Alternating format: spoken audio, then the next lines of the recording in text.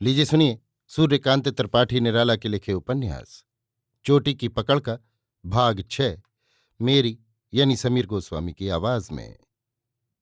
यूसुफ फतेहयाब थे। उनकी शर्तें कबूल कर ली गईं। गुरूर से कदम उठ रहे थे। गुलशन गुलाब बाड़ी में ले गई। नसीम की तरफ उंगली उठाकर कहा, आप। नसीम उठकर खड़ी हो गई। बड़ी अदा से कहा, आदाब अर्ज। यूसुफ बहुत खुश हुए। जवाब में हाथ उठाया। वो हाथ जैसे सरकार का हो। नसीम ने पूछा, हुजूर का मिजाज अच्छा? खैरियत है, थानेदार साहब ने जवाब दिया। कुर्सी की तरफ उंगली का हल्का इशारा करके नसीम ने कहा, हुजूर की कुर्सी। थानेदार साहब संजीदगी से बैठे। नसीम भी बैठी। बैठते हुए कहा, हम हुक्म की तामील करने वाले। थानेदार साहब बहुत खुश हुए। सोचा रंग चढ़ गया, बाजी हाथ है। इधर उधर देखा, गुलशन हट गई थी। आप एजाज बाई हैं? थानेदार ने पूछा। हुक्म? काफी अरसा हुआ, दूसरा काम है, वक्त ज्यादा नहीं। नसीम खामोश रही। थानेदार को संदेह नहीं हुआ। वो सुंदरी और खानदानी दिख रही थी। बातचीत साफ। आपकी शिकायत है। नसीम आंखें फाड़कर देखने लगी। दोस्त और दुश्मन सबके होते हैं। सरकार तहकीकात कर रही है। वक्त पर दूध और पानी अलग कर देगी। नसीम ने ललित स्वर से कहा, क्या ही अच्छा हो कि इसके पूरे भेद से हम भी वाकिफ हो जाएं?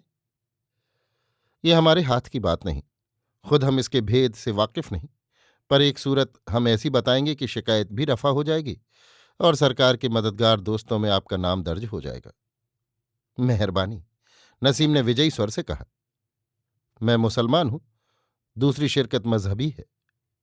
नसीम गंभीर हो गई। कुर्सी पर हाथ समेट कर बैठी। आजकल जमींदारों और कुछ हिंदुओं ने सरकार के खिलाफ गुटबंदी की है। जिस जमींदार से आपके ताल्लुकात हैं, इस पर सरकार को शुभा है। इसका भेद मालूम होना चाहिए। इससे सरकार की मदद भी होगी और कौम की खिदमत भी। सरकार की मदद इस तरह कि आपके जरिए दुश्मन का राज सरकार को मिलेगा, और कौम की खिदमत इस तरह की स्वदेशी का बवेला जो हिंदुओं ने मचा रखा है, ये जड़ से उखड़ जाएगा। मुसलमान रैयत को फायदे के बदले नुकसान है अगर हिंदुओं को कामयाबी हुई। सरकार ने बंगाल के 2 हिस्से इस उसूल से किए हैं कि मुसलमान रैयत को तकलीफ है। मौरूसी बंदोबस्त वाली 99 हरसदी जमीनों पर हिंदुओं का दखल है। ये आगे चलकर न रहेगा। इससे मुसलमानों की रोटियों का सवाल हल होता है। आपके दोस्ताने के बर्ताव से दुश्मनों की हुई शिकायत का असर जाता रहेगा। उल्टे फायदा उठाइएगा। आपकी सलाह नेक। नसीम ने दोस्ती की आवाज में कहा, आदाब अर्ज। थानेदार साहब उठकर खड़े हो गए। अब मैं चलता हूं। सीन याद रखिएगा। जो शख्स कहे उसे अपना आदमी समझिएगा। उसे और कोई राज न दीजिए। सिर्फ कहिए, फंस गया या नहीं फंसा।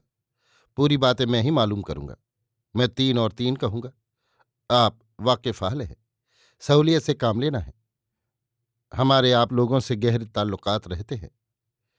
पान सिगरेट शौक फरमाते हैं? थानेदार साहब चल पड़े थे, खड़े हो गए। नसीम ने सोने के पानदान से निकालकर पान दिए और डिब्बे से सिगरेट। सामने दिया सलाई जलाई। थानेदार साहब ने आंखें भरकर देखा। दिया सलाई की गुल होते जैसे दिल में अंधेरा छा गया। अभी आप सुन रहे थे सूर्यकांत त्रिपाठी निराला के लिखे उपन्यास चोटी की पकड़ का भाग 6 मेरी यानी समीर गोस्वामी की आवाज में।